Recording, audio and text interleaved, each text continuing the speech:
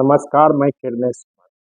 ज्यों-ज्यों तापमान बढ़ रहा है, त्यों-त्यों बिहार का राजनीतिक तापमान भी बढ़ने लगा है।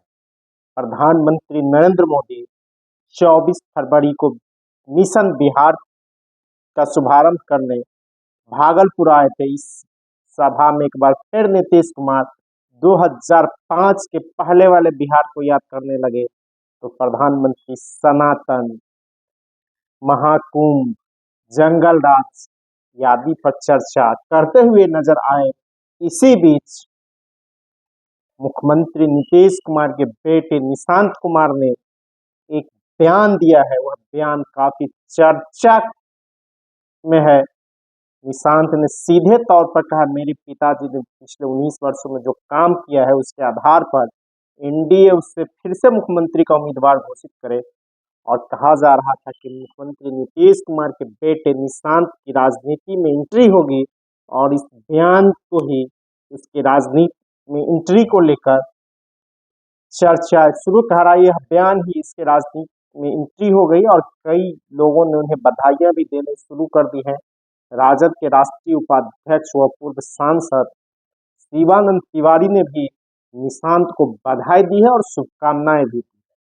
वहीं जहां नेता प्रतिपक्ष तेजस्वी प्रसाद यादव लगातार कह रहे थे कि मुख्यमंत्री नीतीश कुमार बीमार है, उन्हें हाईजैक कर लिया गया है और पदाधिकारी ही रिटायर्ड पदाधिकारी बिहार चला रहे हैं, इसी बीच निशांत का बयान काफी मायने रखता है। और जो निशांत 50 वसंत देख चुके हैं, 50 के आयु हो गए हैं और अब 74 वर्षीय पिता के लिए वोट मांगने लगे हैं। और यह पहला मौका है जो निशांत नीतीश कुमार के लिए खुलकर बैटिंग करने लगा। उन्होंने कहा कि जेडीयू के लोग भी जाए कार्यकर्ताओं के बीच और कहे कि नीतीश कुमार ने जो 19 वर्षों में काम किया उसके आधार पर उन्हें फिर मौका मिलना चाहिए। और उन्होंने भाजपा के लोगों से भी नीतीश कुमार को फिर से मुख्यमंत्री के उम्मीदवार घोषित करने की मांग की है। मुख्यमंत्री नीतीश कुमार ने 2020 के बिहार विधानसभा चुनाव में ऐलान किया था कि मैं 2025 में नहीं आऊंगा, लेकिन जेडीयू ने फिर से नारा दिया है 2025 से 30 नीतीश कुमार। इसी बीच नीतीश कुमार के बेटे निशांत कुमार की भी प्रतिक्रियाएं आ गई है। और जिस तरह नीतीश कुमार के बारे में प्रधानमंत्री नरेंद्र मोदी ने भागलपुर में कहा था, हमारे लाडले मुख्यमंत्री, इसको लेकर कई तरह के वाद विवाद भी शुरू हो गए। फिर उसमें नीतीश कुमार 2005 पहले की बात करने लगे, कहें कि हिंदू मुस्लिम के नाम पर वोट लेने वाले मुसलमान के विरोधी या मुसलमानों के लिए कुछ नहीं किया, हम ही ने काम किया है। फिर पटना मेडिकल कॉलेज अस्पताल के शताब्दी वर्ष के मौके पर आयोजित कार्यक्रम में भी स्वास्थ्य व्यवस्था सहित कई सवालों को लेकर लालू राबड़ी देवी के कार्यकाल को लेकर नीतीश कुमार एग्रेसिव देखे और हमलावर रहे। लेकिन इस 20 वर्षों में बिहार काफी बदल गया है और नीतीश कुमार जो फिर से बिहार को 2005 से पहले वाले बिहार बता रहे हैं, उसका हिसाब नीतीश कुमार को भी देना पड़ेगा, क्योंकि इस 20 वर्षों में 7 वर्षों के दौरान कई बार नीतीश कुमार ने लालू यादव के सहयोग से लेकर अपनी सरकार बचाई है, तो उसके साथ मिलकर 3 साल तक सरकार चलाई है। 2-2 बार 17-17 महीने सरकार चली है राजद के साथ, महागठबंधन के साथ मिलकर नीतीश कुमार के बिहार में। इसके बावजूद नीतीश कुमार कह रहे हैं कि 2 बार जाकर गलती कर दी। यही नीतीश कुमार है जो विधानसभा में कहा था मिट्टी में मिल जाऊंगा, फिर से भाजपा के साथ नहीं जाऊंगा।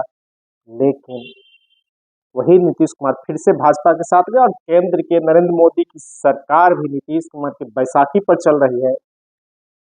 इसी बीच बिहार विधानसभा में परिषद में नीतीश कुमार ने कहा था आरजेडी एमएलसी सुनील सिंह को कि तुम्हें बर्बाद कर देंगे, और उसे बिहार विधान परिषद की सदस्यता भी समाप्त कर दी गई और विस्कोमान के अध्यक्ष पद से भी हटा दिए गए थे। लेकिन सुप्रीम कोर्ट ने बड़ा फैसला देते हुए सुनील कुमार सिंह की सदस्यता बहाल करने का आदेश दिया है और सुनील कुमार सिंह की सीट पर उपचुनाव कराए गए थे, उसके परिणाम पर रोक लगा दिए गए थे।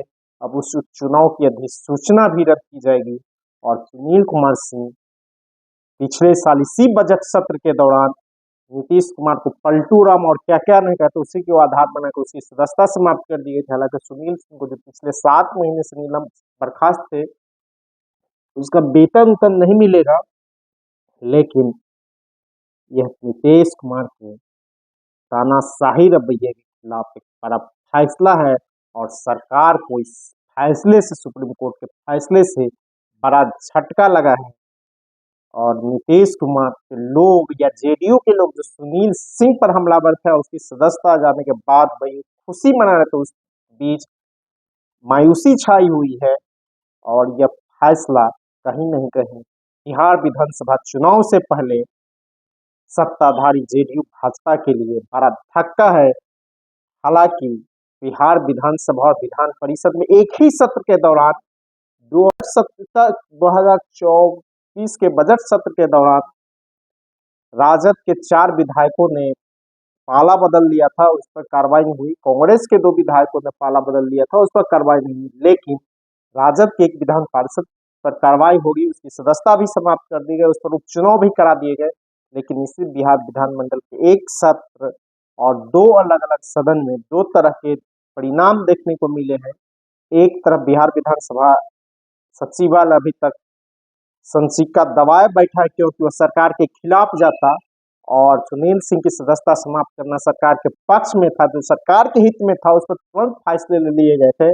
और सरकार के विपक्ष में है राजद ने शिवहर से विधायक चेतन आनंद, मोकामा के विधायक नीलम देवी, सुरगड्ढा के विधायक प्रहलाद यादव और मोहनिया की विधायक संगीता कुमारी की सदस्यता समाप्त करने के लिए आवेदन दिया है। 2 बार आवेदन दिया, अभी तक कार्रवाई नहीं हुई है। इसी तरह कांग्रेस ने विक्रम के विधायक सिद्धार्थ और चेन्नारी के विधायक व पूर्व पंचायती राज मंत्री मुरारी गौतम की सदस्यता समाप्त करने के लिए आवेदन दिया, उस पर भी सदस्यता नहीं समाप्त हुई है।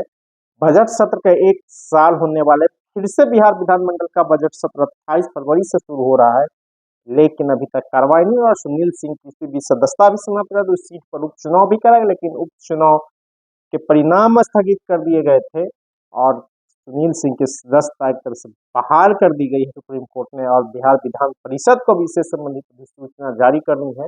विधान परिषद कितना देर लगाता है तो देखने वाली बात होगी, क्योंकि जब कांग्रेस के राहुल गांधी की को कोर्ट ने सजा सुनाई थी, तो उसकी सदस्यता 24 घंटे के अंदर समाप्त कर दी गई थी। जब वही सदस्यता हाई कोर्ट लोकसभा को बहाल करने में करीब 1 महीना लग गए थे। इसी तरह के फिर नौटंकी कहीं बिहार विधान परिषद में भी देखने को मिल सकती है, क्योंकि कहेगा आदेश नहीं आया है कि आदेश आने में। लेकिन बिहार विधानमंडल का बजट सत्र 28 फरवरी से शुरू हो रहा है और बिहार विधान परिषद का 209वां सत्र होगा। इस सत्र में फिर से राजद के सुनील कुमार सिंह देखेंगे सदन के अंदर में और सरकार को घेरते हुए भी नजर आएंगे। और 2025 के बिहार विधानसभा चुनाव जो अक्टूबर-नवंबर में होने वाले हैं, इससे पहले यह बजट सत्र काफी मायने रखता है और इस बजट सत्र के दौरान सत्ता पक्ष पर विपक्ष ज्यादा हमलावर और तीखा नजर आता हुआ नजर आएगा, क्योंकि सुनील सिंह की सदस्यता बहाल हो गई है। इससे विपक्ष का मनोबल बढ़ा हुआ। आप मीडिया के माध्यम से इस राज्य के सारे युवाओं को, वृद्ध उम्र के हर तबके के लोगों को आह्वान करते हैं कि वोट करें। विकास किया है पिताजी ने। पिछले बार आप लोगों ने 43 सीट दे दिया, तब भी उन्होंने विकास का क्रम जारी रखा। तो इस बार थोड़ा सीट बढ़ाना मांगता है, ताकि आगे भी पिताजी विकास जारी रखें। अपने पार्टी के कार्यकर्ताओं को भी मैं आह्वान करता हूं, जाइए जन जन तक पिताजी की नीतियां जो उन्होंने 19 साल में काम किया है, विकास किया, उसको जन जन तक पहुंचाएं। जनता को मालूम होना चाहिए ना कि क्या होना चाहिए, उसमें कमी नहीं होनी चाहिए, तब जाके जनता समझे कि हाँ ये लायक है तो ठीक है। एनडीए भी घोषित करें और हमारे जेडीयू भी कार्यकर्ता, सारे नेता सब मिलकर घोषित करें। एनडीए भी घोषित, सीएम है और सीएम के उनके नेतृत्व में हमारी सरकार बने, फिर से विकास का क्रम जारी रखे। जनता के दरबार में चलते हैं, वो बताएंगे क्या करना है, जनता देखेगी कौन क्या करता है। बिहार के लोकप्रिय एवं बिहार के विकास के लिए समर्पित हमारे लाडले मुख्यमंत्री नीतीश कुमार जी बीजेपी को तो हम कहते जैसे आदमखोर लोग होता है, आदमखोर का मतलब समझते हैं ना। बीजेपी जो है आरक्षण खोर और आरक्षण चोर। 65% हम लोगों का आरक्षण खा गया। आज 16% आप लोग को नुकसान हो रहा है। जो तेजस्वी बहाली निकलवाया, 5 लाख नौकरी दिया, 3.5 लाख प्रक्रियाधीन कराया, आज आपके भाई को, आपके बेटे को, बेटियों को नौकरी मिलता 50,000 का नुकसान हो रहा है आप लोगों का। जो आरक्षण लोग खाने का काम किया, जो फंसाने का काम किया।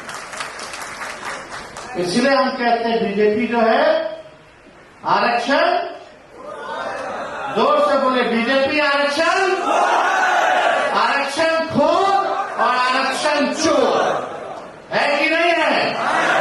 आज ये लाभ आप लोग को मिलना चाहिए था कि नहीं मिलना चाहिए था। जिस परिवार की नौकरी नहीं है 2 लाख मिलना चाहिए था, नहीं दिया। लेकिन हम लोगों ने योजना, हम लोग की सरकार बनेगी तो तेजस्वी इस मंच से वादा करता है कि इस योजना को हम लोग लागू करेंगे, आपकी मांग को पूरा करेंगे। साथ ही साथ अंबेडकर जी की, कबीर जी की, संत रविदास जी की सभी स्कूलों में, पाठ्यक्रम में, सिलेबस में उनके 1 नहीं 2 चैप्टर हम लोग डलवाने का काम करेंगे,